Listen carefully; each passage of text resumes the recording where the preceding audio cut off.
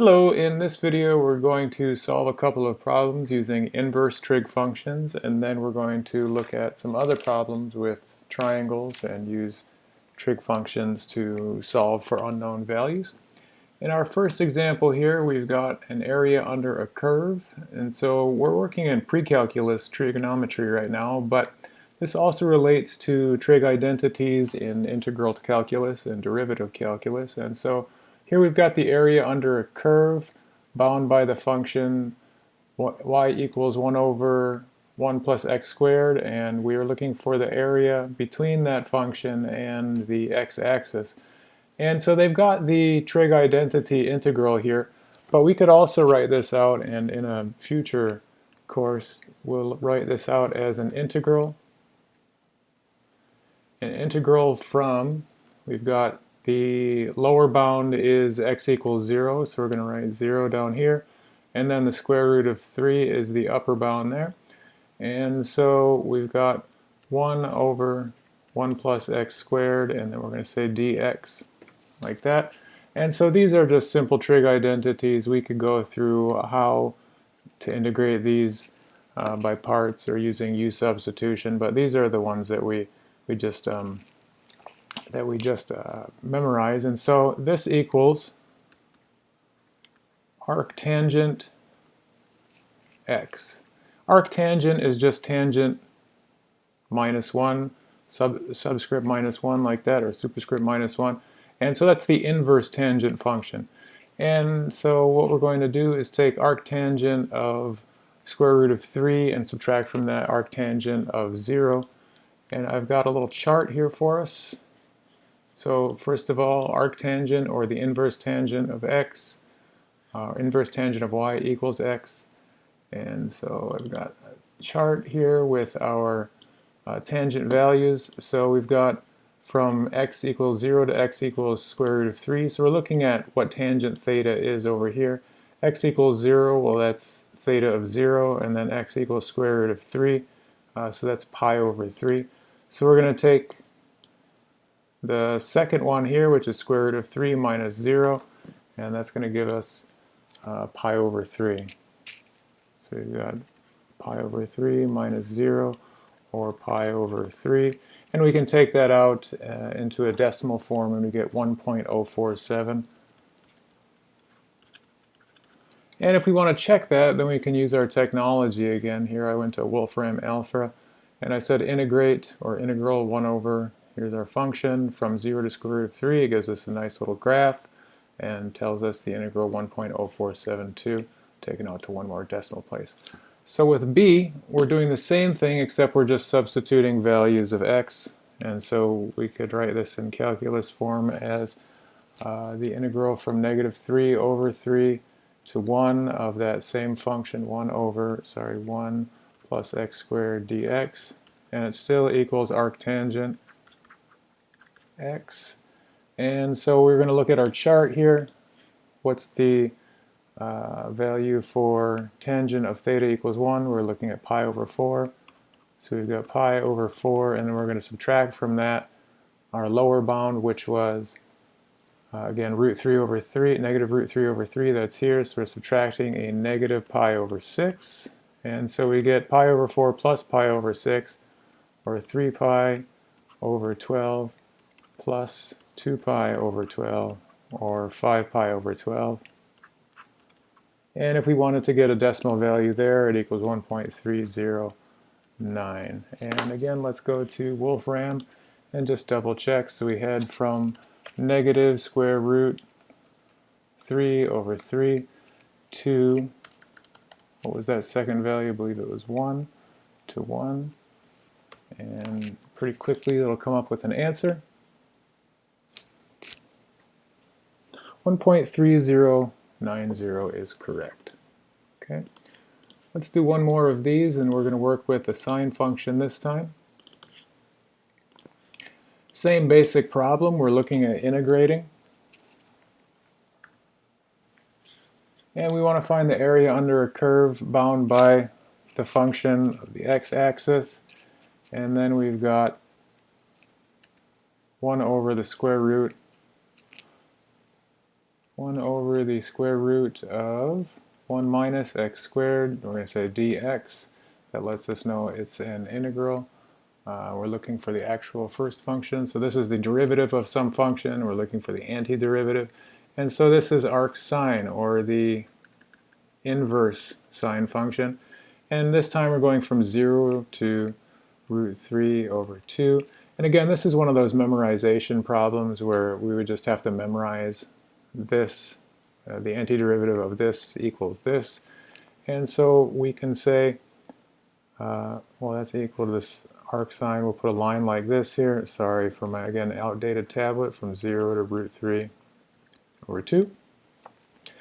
And if we want to carry that out, let's look at our chart here.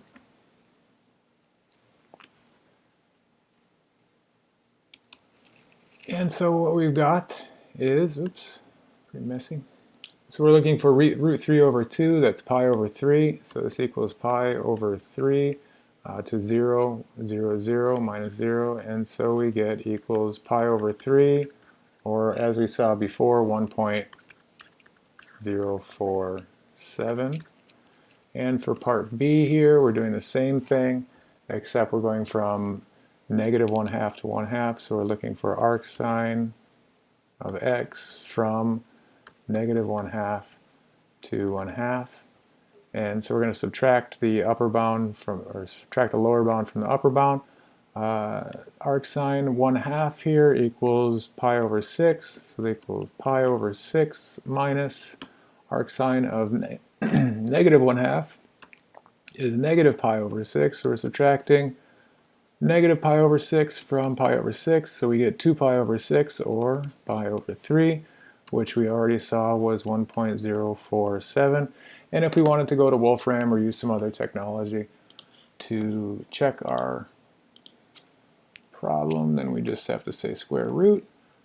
And we're going to put a minus there from negative 1/2 to 1/2.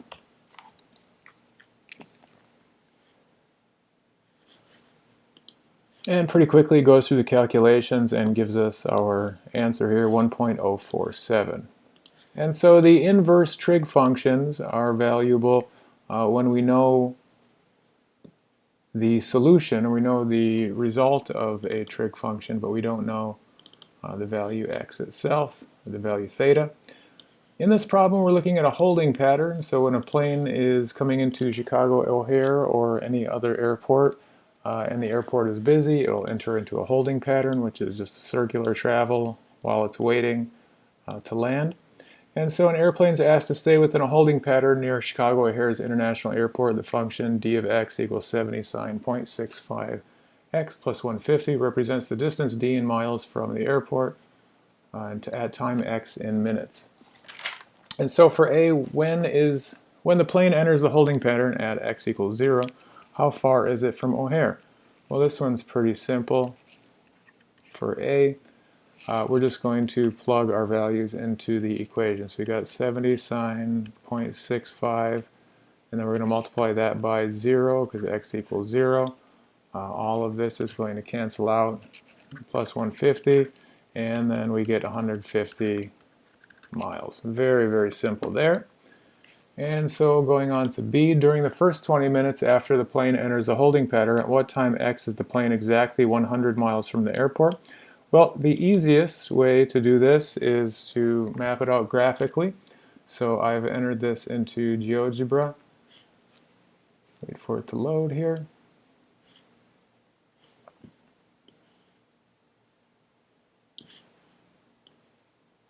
Okay, and so it says, here's our function, 70 sine of 0.65x plus 150 equals y. And we want to know at what time x is the plane exactly 100 miles from the airport. We'll map a second function on there at y equals 100. That's 100 miles. Remember, the y-axis is the distance as a function of the x-axis of time. And so we've got 1, 2, 3, 4 points at within 20 minutes, right? So we've got at 6.06 minutes, 8.44 minutes, 15.72 minutes, and 18.11 minutes. And that was a lot faster than going through, than representing this using pure math and finding the numbers with the arithmetic. So C, during the first 20 minutes after the plane enters the holding pattern, at what time X is the plane more than 100 miles from the airport? Well, that's these points here. And so between 0 and 6.66, from 8.44 plus on the plus side to 15.72 on the left side. And then again from 18.11 on the right side, 18.11000001, all the way up to 20. It is more than 100 miles, and while the plane is in the holding pattern, will it ever be within 70 miles of the airport? Note we see our global minima here. Global minimum is 80, so it'll never be less than 80 miles from the airport. And so again, we made short work of 3 problems there using GeoGebra and saved ourselves 10, 15, or more minutes. And so technology, again, is useful for reducing the amount of time that we're spending doing the easy work, which is the hand calculations, and it's also good for checking our problems here. Let's look at another one. Number 69. Finding the distance between 2 objects. A blimp is suspended in the air. Here's a blimp at a height of 500 feet. It's directly on the line between Soldier Field and the Adler Planetarium in Chicago and Lake Michigan there. Find the angle, or if the angle of depression from the blimp to the stadium, so that's the angle looking down, is 32 degrees. And from the blimp to the planetarium is 23 degrees. Find the distance between Soldier Field and the planetarium. And so this is a relatively simple one too. We've got 2 triangles. So we've got our line of sight there in the blimp, and then we've got 2 points on the ground. On the one side, sorry, that's a terrible triangle. On the one side here is Soldier Field, on the other side here is the planetarium. This equals 23 degrees, this equals 32 degrees. We're going to draw a line here, drop an altitude, and we get 500 feet is the altitude of the blimp. We know this makes a right angle with the ground because the blimp is directly above the ground. And so this angle here is 90 minus 32 or 58 degrees. There are 180 degrees in a triangle. If this is 90 degrees, then the sum of the other 2 angles is 90 degrees. And so also this is 90 degrees. That means that 32 and 58 add up to 90 because the line of sight in the blimp is parallel to the ground, considering that the ground is flat. And then this angle here is 90 minus 58, which is again 32. And we could say these are alternate interior angles. We have 2 parallel lines intersected by 1 single line. And then we know that this is 23 degrees again, and this is 67, which is 90 minus 23. All right, so there's our triangles. We've got one side here. We've got the length of one side, and we've got all 3 angles. We can use trigonometric identities to find the lengths of the other sides right now. So we're going to say the tangent of 23 degrees, is equal to, let's see, tangent of 23 is equal to opposite over adjacent. We're going to call this part x. Call this x. From the blimp to the planetarium, we're going to call this y. From Soldier Field to the blimp. The tangent of 23 degrees is equal to the altitude 500 over x. And so we get x is equal to 500 feet over tangent 23 degrees. We just multiply both sides by x and then divided by tangent 23. And so we get x is equal to 1177.93 feet. And same thing with y. We're going to say the tangent 32. So the tangent is opposite over adjacent leg of the triangle. Opposite is the altitude.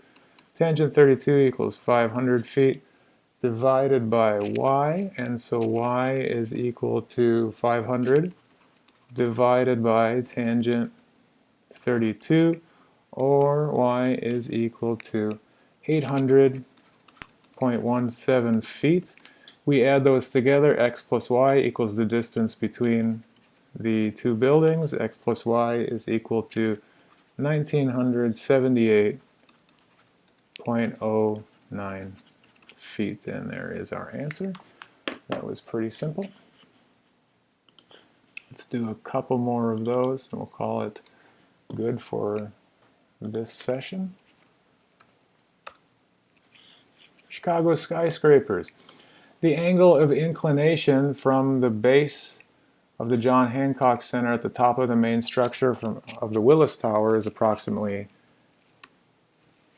10.3 degrees, and so let's draw ourselves a picture. That always helps to understand these. So we've got two buildings, they're some distance apart. I'm going to call this x. We don't know the distance apart they are. The angle of inclination from the base of the one tower to the top of the other is 10.3 degrees, and this is not to scale. Obviously this angle is not really 10.3, but just take into consideration it's not to scale. So this is 1451 feet. And we want to know how far apart are the two skyscrapers. Well, we've got an opposite side here, we've got an angle measure, and so again we're going to use tangent 10.3 degrees equals the opposite 1451 over x. This one is relatively simple. Multiply by x, we get x equals 1451 divided by tangent 1451 over tangent 10.3, and then use a calculator to find that value. X equals 7,984.34 feet. Very simple for that one. One more problem. Shooting pool. And so if you're a really good pool player and you are also somewhat of a mathematician, then maybe you want to know precisely where to shoot the pool ball. So you know that on this pool table, the angle that the ball hits the cushion is the same angle that it comes off the cushion. And so we've got our cue ball here at 1 foot from the left side and 3 foot from the upper left pocket there. And then we want to bank it off the side rail here and hit this red ball, which lies somewhere about 3 feet from the upper right pocket and then 1.8 feet from that side. And so we want to know at what point from this upper left pocket, or at what point on this rail we need to hit the cue ball in order to complete our shot as intended. And so we can split this up and look at this as a matter of two triangles. Two right triangles. We know that we have right angles here. We know that these angles are equal. And we know that this side is 3. We're 3 feet from that side rail there. We know that this side is 1.8 feet. We're 1.8 feet from this pocket here. And then we know that this total length here is 5. Right, and so we can split this up further. I'm going to call this here, I'm going to call this angle x, and I'm going to call this here y. Right, so we know that we're 1 foot from the pocket, but we don't know how many feet from where we have to bank it we are. We know that the distance between the cue ball and the red ball along that parallel with this wall is 5 feet, but we don't know at exactly what point. That's what we're solving for. So we can say that is y, and then this is 5 minus y. Right, and so we've got an angle and a side. That's good enough. We can now start to solve for that value using tangents. We're going to say tangent x equals 3 over y, and then tangent x, remember x is the same on both sides, tangent x is equal to 1.8 over 5 minus y. right? And so 3 over y, if this is tangent x and this is tangent x, then we get 3 over y is also equal to 1.8 over 5 minus y. We can cross multiply and divide. We get, I'm going to draw a little arrow here, we get 15. So 5 minus y, 5 times 3, 15 minus 3y is equal to 1.8y. And we'll subtract, or we'll add 3y back over to the other side.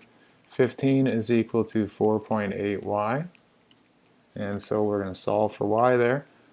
Y is equal to 3.125. So y, remember this is our value here, y is equal to 3.125. We're going to add a foot to that, and so we want to hit at 4.125 feet from upper left pocket. And that's our answer there. And if we wanted to go further, we could continue to find that angle. If we're just curious, we know that tangent x is equal to 3 over 3.125. That means that the inverse tangent of 0.96, which is 3 over 3.125, equals x. And so we're going to get x is equal to 43.83 degrees. But the answer to the question again, remember we're looking for the distance from either side. We could say it's 4.125 feet from this side, or it is 3.125, and so 5 minus 3.125 is 1.875, and so 1.875 plus 3 is 4.875 feet from this side. All right, so next time you're out playing pool, you can remember you can calculate all of these different angles and measures and use trigonometry. And next time we'll get into more trigonometric equations, working our way onto bigger and better things. Thank you.